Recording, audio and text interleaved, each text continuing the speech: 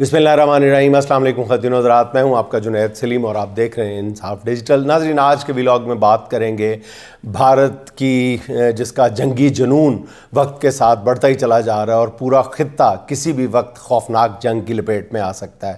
بھارت سفارتی محاذ پر کیا کر رہا ہے اور پاکستان اس کا جواب کیسے دے رہا ہے۔ ہمارے پالیسی سازوں نے بدترین شکست کھانے والے نواز شریف صاحب سے کیا توقعات باندھ رکھی ہیں۔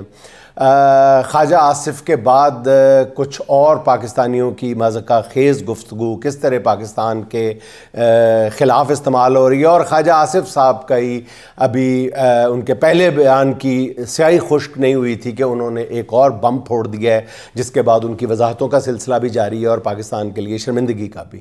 ناظرین، سرحدوں سے زیادہ پاکستان کی سڑکیں کیوں گرم ہیں، اس پر بھی بات کریں گے، لیکن پہلے بات ہو جائے بھارت کے جنگی جنون کی، جو کسی صورت کام ہوتا نظر نہیں آ رہا۔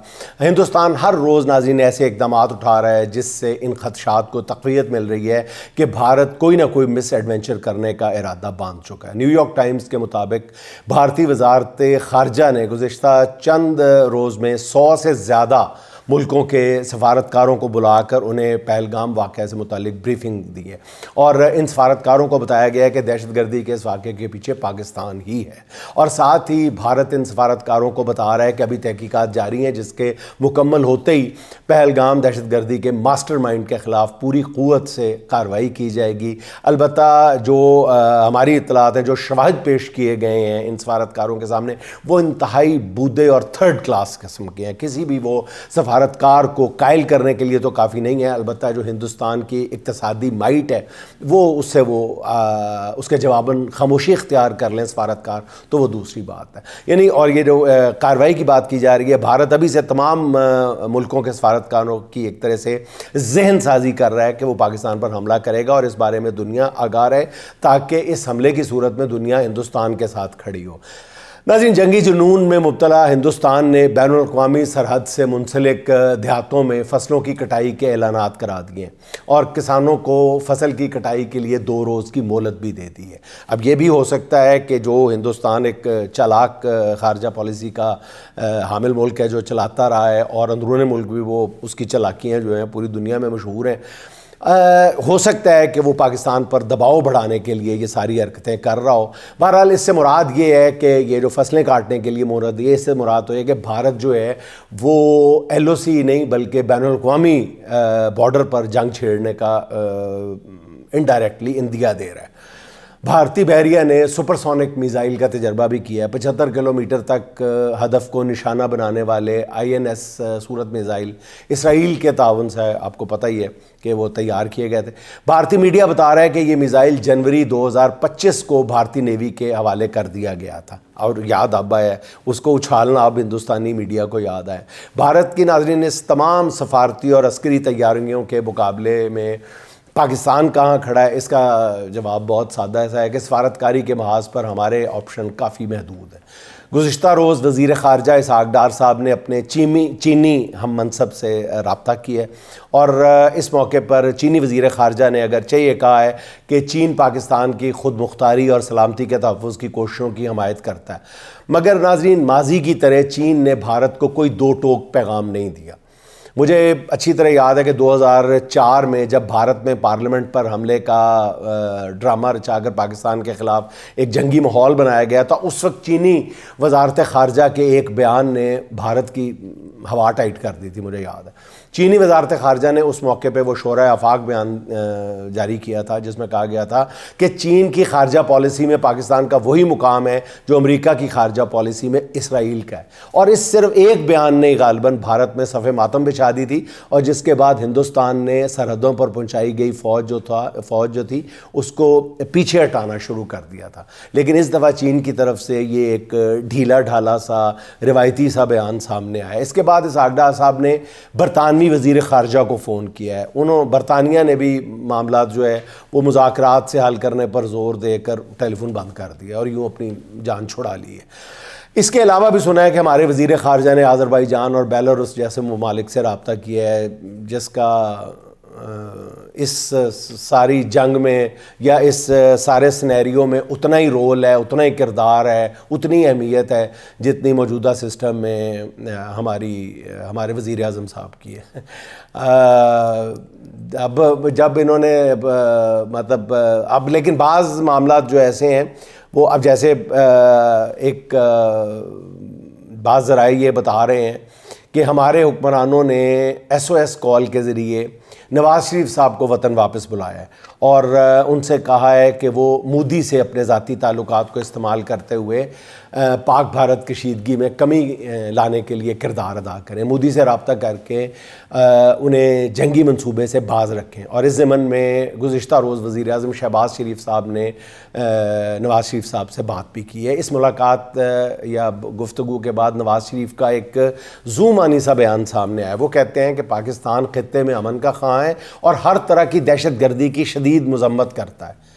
ناظرین، پاکستان کا تو موقف یہ ہے کہ دہشت گردی ہوئی نہیں ہے، بلکہ یہ جو ہے جو کچھ ہو رہا ہے یہ فالس فلیگ آپریشن ہے، تو پھر دہشت گردی کی مذمت کیسی؟ اس سے تو لگتا ہے کہ نواز شریف صاحب نے پہلگام میں ہونے والی مبینہ دہشت گردی کی بھی مذمت کر دی ہے، حالانکہ پاکستان کا آفیشیل موقف تو یہ ہے کہ یہ فالس فلیگ آپریشن ہے۔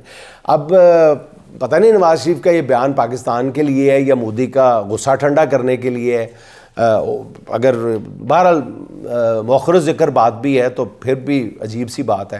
رہی یہ بات کہ آیا نواز شریف صاحب مودی سے اپنے تعلقات استعمال کر کے کشیدگی ختم کر سکیں گے، تو اس کا جواب جیسے چاہیے وہ کچھ دیر کے لیے ہندوستانی میڈیا ملاحظہ کر لے، جو چیخ چیخ کر بتا رہا ہے کہ پاکستان کی موجودہ حکومت جو ہے وہ عوام کی نمائندہ نہیں ہے، اس لیے ان کے کسی اقدام کو عوام کی حمایت حاصل نہیں ہے۔ کہنا صرف یہ ہے کہ دنیا نواز شریف کی حیثیت کو جانتی ہے، انہیں پتہ ہے کہ یہ شخص 2024 میں خود الیکشن ہار چکا ہے، اس لیے بھارت سمیت اب ان کی دنیا میں کوئی اہمیت نہیں ہے۔ جو لوگ اپنی قوم کے دلوں سے ناظرین اتر جاتے ہیں نا، وہ ملک سے باہر بھی کسی کی آنکھ کا تارا نہیں رہتے، اسی لیے نہ یہ کوئی سفارتکاری کر سکتے ہیں، نہ اس قابل ہیں کہ بھارت کی بدمعاشی پر ان کی مذمت ہی کر سکیں۔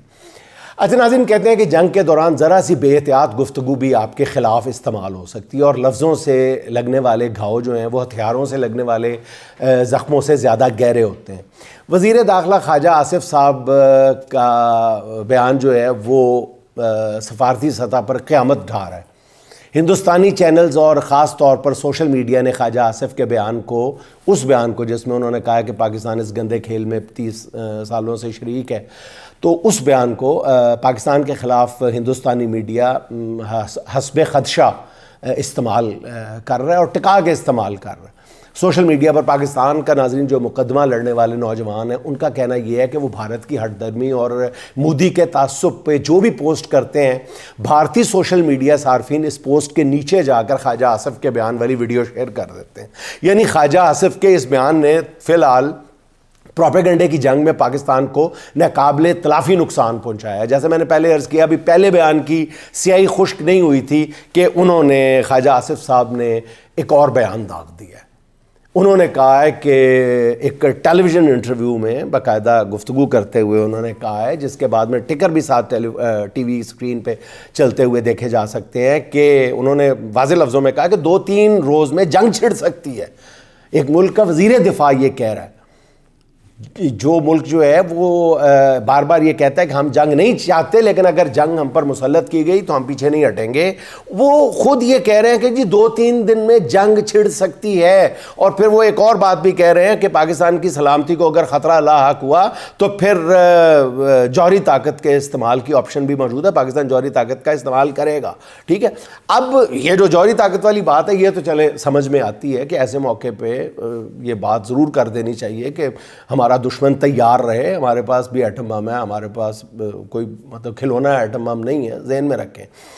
لیکن ناظرین، یہ جو بیان ہے یہ اس کے بعد پھر وضاحت آپ کو کیوں کرنی پڑی؟ آپ اب بار بار وضاحت کر رہے ہیں کہ نہیں جی میرا مطلب یہ تھا کہ 2-3، میں نے یہ نہیں کہا کہ 2-3 دن میں جنگ چھڑ سکتی ہے، میں نے تو کہا کہ 2-3 دن اہم ہیں، اور اس حوالے سے جنگ کے حوالے سے تو خواجہ صاحب، اور میری اطلاعات ناظرین یہ ہیں کہ پاکستان کے طاقتور حلقوں کی طرف سے وزیر دفاع خواجہ آصف صاحب کو کہا گیا ہے کہ بس کریں، یہ اس بیان پر اظہار ناراضی شو کیا گیا، ڈس سیٹسفیکشن شو کی گئی ہے. تو میرا خیال ہے کہ خواجہ آصف صاحب کو تھوڑا احتیاط سے کام لینا چاہیے. میں نے پہلے بھی عرض کیا تھا کہ اس سے بہتر ہے کہ وہ خاموش رہیں. وہ بات کرنے کا موقع تو نہیں ہے، لیکن آپ نے سنی ہوگی نا کہ وہ بندہ ایک آدھی رات کے وقت بچہ زور زور سے رو رہا ہوتا ہے اور وہ گلی میں لے کے اس بچے کو زور زور سے، اس سے بھی زور زور سے لوری سنانا شروع کر دیتا ہے کہ بچہ کسی طرح چپ کر جائے. تو ہم سارے ڈسٹرب ہوتے ہیں. محلے والے باہر نکل کے کہتے ہیں کہ یار تم کیا کر رہے ہو؟ وہ کہتا ہے جی بچہ رو رہا تھا. میں نے کہا آپ لوگ تنگ ہوں گے. کہتا ہے خدا دا واسطہ بچہ رون دے، تو اپنا گانا بند کر دے، تو لوری بند کر دے، بچے نو رون دے. تو خواجہ صاحب آپ بھی جو ہے نا وہ خدا کے لیے پھر اگر اسی طرح کے بیان دینے ہیں تو اس سے بہتر ہے کہ بچے کو رونے دیں، آپ اپنی لوری بند کر دیں، آپ خاموشی اختیار کر لیں. مطلب اس طرح کی پاکستانی جو ایک اور ہمارے صحافی دوست ہیں، انہوں نے بھی اسی قسم کی ایک بات کر کے شرمندگی کا سامان پیدا کیا ہے. ہمارے محترم دوست ہیں جن کے بارے میں پچھلے دنوں عرض کر چکا ہوں، انہوں نے جو کچھ فرمایا ہے اس نے بھی اپنے ویلاگ میں جو کچھ فرمایا ہے وہ بھی ایک ٹھٹھے کا ماحول پیدا کر دیا پاکستان کے لیے. وہ کہتے ہیں کہ بھارت کے بم جو ہیں وہ پرانے ہو چکے ہیں، پاکستان کے بم نئے ہیں. اور وہ کہتے ہیں کہ بھارت نے اگر لاہور پر نیوکلیئر حملہ کیا تو دہلی تک سب کچھ تباہ ہو جائے گا. یہ بات تو چلے سمجھ آتی ہے. انہوں نے اور کہا کہ اگر سندھ اور کراچی پر حملہ ہوا تو راجستھان سمیت بھارت کے کئی علاقے صفحہ ہستی سے مٹ جائیں گے. وہ مزید فرماتے ہیں کہ اگر بھارت نے بلوچستان پر ایٹمی حملہ کیا تو اس سے ایران کے 2 صوبے ملیا میٹ ہو جائیں گے. کیا کہہ رہے ہیں آپ خدا کے واسطے؟ بھارت نے بلوچستان پر ایٹمی حملہ کیا تو اس سے ایران کے، تو مطلب عجیب سی بات ہے. مجھے سمجھ نہیں آ رہی کہ وہ کس کو کس سے ڈرانے کی کوشش کر رہے ہیں. اچھا، ان کا مزید فرمانا ہے کہ اس کے برعکس پاکستان کے پاس نئے اور چھوٹے چھوٹے ایٹمی بم ہیں، اور یہ بم جس بھارتی شہر پر گریں گے صرف وہی شہر اتنا تباہ ہوگا. عجیب و غریب بات ہے. ان کی اس غیر سنجیدہ اور غیر منطقی گفتگو پر بھارت کے ساتھ پاکستان میں بھی میمز بن رہی ہیں. بھارتی ٹرول جو ہیں وہ ٹرالرز جو ہیں ان صحافی صاحب کی اس گفتگو کو بنیاد بنا کر پاکستان اور اس کے تجزیہ کاروں پر تنقید کر رہے ہیں کہ ان لوگوں کو اتنا بھی نہیں پتہ. میری ایسے لوگوں سے گزارش ہے کہ وہ بھارت کے ساتھ محاذ آرائی کے دوران اس بہت ہی ڈیلیکیٹ قسم کا ٹائم ہے، بڑا نازک وقت ہے. ایسے وقت میں میرا خیال ہے کہ وہ سنجیدگی اور متانت کا دامن ہاتھ سے نہ چھوڑیں اگر ان کے ہاتھ میں پہلے یہ دامن ہے تو. اور فی الحال جب تک سرحدوں پر کشیدہ ماحول ہے تب تک اس طرح کی صحافت کے کیڑے کو سویا رہنے دیں اور پروپیگنڈے کی جنگ میں اپنے ہی سوشل میڈیا واریئرز کو شرمندہ ہونے سے بچائیں. اچھا ناظرین، اس وقت جب پاک بھارت کشیدگی جو ہے وہ آؤٹ آف کنٹرول ہے، اطلاعات ہیں کہ بھارت نے سیالکوٹ اور بہاولپور سیکٹر میں اپنے ٹینکوں اور توپ خانے کو حرکت دینا شروع کر دی ہے. اس دوران ملک کا مغربی بارڈر بھی گرم ہو گیا ہوا ہے. گزشتہ 48 گھنٹے میں افغانستان سے دراندازی کرنے والے کم و بیش 71 کے قریب جو دہشت گرد ہیں وہ فوج کے ساتھ مقابلے میں مارے گئے ہیں. اس کا مطلب یہ ہے کہ ایک سازش کے تحت افغانستان کا بارڈر گرم کیا گیا ہے تاکہ پاک فوج کو 2 مختلف فرنٹس پر الجھایا جا سکے. ان حالات میں ہماری حکومت نے، سرکار نے ملک کے اندر بھی لڑائی کے محاذ کھول دیے ہیں. اور میری حکمرانوں سے گزارش ہے کہ اس نازک موقع پہ خدارہ اپنی توپوں کا رخ جو ہے وہ بھارت کی جانب ہی رکھیں. پی ٹی آئی بھی گئی ہیں، اس کے کارکن بھی کہیں نہیں گئے. پہلے بھارت سے نمٹ لیں، ان بیچاروں کو بعد میں تختہ مشق بنا لیجیے گا. ہماری تو صرف ناظرین گزارش ہی ہے، باقی کرنی تو آپ نے اپنی مرضی ہے. اچھا ناظرین، ایک طرف ملک کی سرحدوں پر غیر یقینی صورتحال ہے، دوسری طرف ملک کے اندر شہر مظاہرے جاری ہیں اور کوئی ان کو سنجیدگی کے ساتھ ایڈریس کرنے کے لیے تیار نظر نہیں آ رہا. یوں لگتا ہے کہ پاکستان احتجاجستان بن چکا ہے. سب سے زیادہ پریشان کن صورتحال کسانوں کی ہے جو اپنی گندم کے لیے مارے پھر رہے ہیں. گندم کی جو قیمت کسان کو مل رہی ہے اس کے جواب میں جس طرح کی بھونڈی اور لا یعنی قسم کے جوابی دلائل دیے جا رہے ہیں ناظرین، وہ مذہقہ خیز ہیں. میں حلفاً آپ کو کہتا ہوں کہ ناظرین کم از کم پنجاب میں کسی طرح بھی کہ یہ جو کہتے ہیں نا کہ جی وہ ابھی بھی منافع میں ہے، تو برابر رہنا بھی جو ہے جھوٹ ہے. کسان گندم کی کاشت کے بعد شدید خسارے کا شکار ہے. اگر وہ اس وقت جتنی بھی قیمت مل رہی ہے اس میں سے زیادہ قیمت بھی آپ لگا رہے ہیں، اس پہ بھی اگر اپنی گندم بیچ رہا ہے تو وہ زبردست خسارے میں ہے، برابر نہیں جا رہا، خسارے میں ہے. تو یہ ان کے پتہ نہیں کون سے ترجمان ہیں جو کیا کہہ رہے ہیں. اب گندم کی جو قیمت کسان کو ناظرین مل رہی ہے نا, میں بار بار آپ کو کہہ رہا ہوں کہ اس کی لاگت پوری نہیں ہو رہی. آپ کسی ایکسپرٹ سے, کسی ایگریکلچر ایکسپرٹ سے پوچھ لیں کہ وہ اس کے جواب میں پھر کیا کرے گا کاشتکار. وہ جھولیاں اٹھا اٹھا کر حکمرانوں کو بد دعائیں دے گا. اب کسان رہنماؤں کا کہنا یہ ہے کہ حکمران اس قدر غیر سنجیدہ ہیں کہ انہوں نے نہ صرف کسان کو بلکہ اس ملک کو بھی تباہی کے دہانے پہ لا کھڑا کیا. اور یہ ٹھیک بات ہے. پوری دنیا میں اس وقت فوڈ سیکیورٹی جو ہے وہ ترجیحات کے حوالے سے پہلے نمبر پہ ہے اور بارڈر سیکیورٹی دوسرے نمبر پہ چلی گئی ہے. بیشتر کسانوں کا کہنا یہ ہے کہ ان کے پاس اتنے پیسے نہیں ہیں کہ وہ اگلی فصل یعنی چاول اور کپاس وغیرہ کی کاشت کر سکیں. دوسری طرف آپ ناظرین دیکھیں کہ پنجاب بھر کے ڈاکٹرز اور پیرامیڈیکل سٹاف ہے وہ جو ایک ہفتے سے مسلسل ایک ہفتے یا اس سے بھی زیادہ دنوں سے وہ احتجاج پر ہیں لاہور کی سڑکوں پر, مختلف شہروں میں. ڈاکٹرز نے گزشتہ 8-10 دنوں سے پنجاب کے سرکاری ہاسپٹلز کی او پی ڈیز کا بائیک آؤٹ کر رکھا ہے. مریض بہت پریشانی کا شکار ہے. آج بھی لاہور کے مال روڈ پہ گرینڈ ہیلتھ الائنس کے ہزاروں ملازمین جمع ہوئے ہیں جنہوں نے کئی گھنٹے تک سڑک بلاک کیے رکھی ہے اور پولیس نے مظاہرین پر وحشیانہ قسم کا لاٹھی چارج کیا ہے جس سے کئی خواتین اور ڈاکٹرز جو ہیں اور نرسیں زخمی ہوئی ہیں. ان مظاہرین سے مذاکرات کی بجائے, ان کو ٹھنڈا کرنے کی بجائے حکومت نے ہڑتال کرنے والے ڈاکٹرز کی تنخواہیں روک لی ہیں جس سے معاملات جو ہے وہ سدھرنے کا فوری امکان بھی نظر نہیں آ رہا. میں اس موقع پہ ڈاکٹر صاحبان, ینگ ڈاکٹرز اور جتنے یہ ہیلتھ ورکرز جو ہیں وہ احتجاج کر رہے ہیں ان سے بھی یہی مطالبہ کروں گا, اپیل کروں گا کہ وہ اس موقع پہ مسائل پیدا کرنے کی بجائے کوئی مل بیٹھ کے صورتحال بہتر کرنے کی کوشش کریں. ناظرین تیسری طرف آپ دیکھیں نہروں کے معاملے پر پورا سندھ جو ہے سراپا احتجاج ہے. گزشتہ روز ملیر, کراچی, سکھر, سانگڑ اور اندرون سندھ ہونے والے مظاہرے جو ہیں وہ پرتشدد رنگ اختیار کر گئے. پولیس نے مظاہرین پر لاٹھی چارج کیا جس پر مظاہرین بھی پولیس پر حملہ آور ہو گئے. پھر خیرپور میں مشتعل مظاہرین نے پولیس موبائل کو آگ لگا دی ہے. مظاہرین کا کہنا یہ ہے کہ نہروں کی تعمیر روکنے کے سندھ حکومت کے سب دعوے آنکھوں میں دھول جھونکنے کے مترادف ہیں. صورتحال چھپی تو نہیں رہ سکتی, بار بار عرض کر رہا ہوں یہ بات چھپی نہیں رہ سکتی عوام کی نظروں سے, اور وہ پیپلز پارٹی کے رہنماؤں کی کسی بات پر یقین کرنے کے لیے تیار نہیں ہے. اندرون سندھ حالات جو ہیں وہ اتنے بگڑ چکے ہیں کہ سندھ حکومت کی اپیل پر 2 مئی کو ہونے والا اجلاس تھا مشترکہ مفادات کونسل کا, اس کا اجلاس آج ہی طلب کرنا پڑا. عجیب صورتحال ہے. بہرحال میرا خیال ہے کہ سارے جگہوں پہ آگ لگی ہوئی, ہمیں سب کو ایک ہی وقت میں بجھانا پڑے گا اور ان لوگوں سے بات کرنا پڑے گی ناظرین الٹیمیٹلی جن کے دل عوام کے ساتھ دھڑکتے ہیں یا جن کے ساتھ عوام کے دل دھڑکتے ہیں. تو کہتے ہیں نا یہی چراغ ہے آخر طویل رستوں کے, مزاج دیکھ کے چلنا انا پرستوں کے, مزاج دیکھ کے چلنا انا پرستوں کے. ناظرین خوش رہیں, خوش رکھیں. آپ سے ملاقات ہوگی انشاءاللہ اگلے ولاگ میں. اللہ حافظ.